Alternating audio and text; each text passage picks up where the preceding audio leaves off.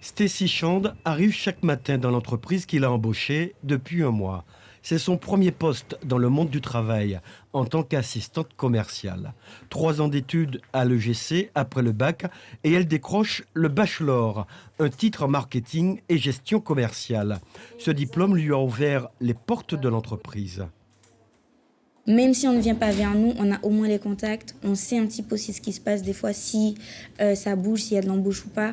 Donc oui, j'étais confiante. Et d'ailleurs, en rentrant à l'EGC, j'ai choisi principalement cette formation pour ça. C'était pouvoir avoir cette assurance, limite, de trouver un travail en sortant. J'ai pas connu de chômage. Une jeune salariée qualifiée donc. Ces études lui ont permis de formaliser son projet professionnel.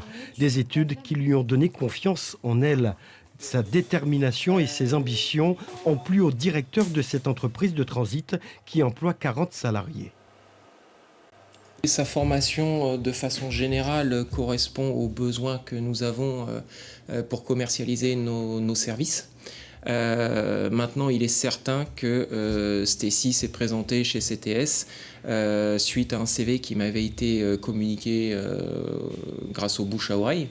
Et elle m'a tout de suite interpellé par son intérêt pour l'entreprise, pour notre secteur d'activité et par les questions pertinentes qu'elle nous a posées. Les étudiants doivent parfaire leur formation en effectuant des stages de plusieurs mois en entreprise. L'accent est mis sur le travail réalisé en groupe, mais aussi de manière autonome. On leur apprend à devenir responsables. Les étudiants, c'est vrai que pendant ces 3 années d'études, ont des contacts en permanence avec les entreprises, sont challengés parce qu'ils doivent faire leurs examens, leurs études, leurs projets, parce qu'il y a des engagements. On leur apprend à être responsables, en fait. Et donc, effectivement, ils prennent confiance en eux et ils prennent de la maturité. 50% des étudiants qui sortent de l'EGC avec un diplôme intègrent une entreprise. L'autre moitié cherche à se spécialiser en poursuivant les études.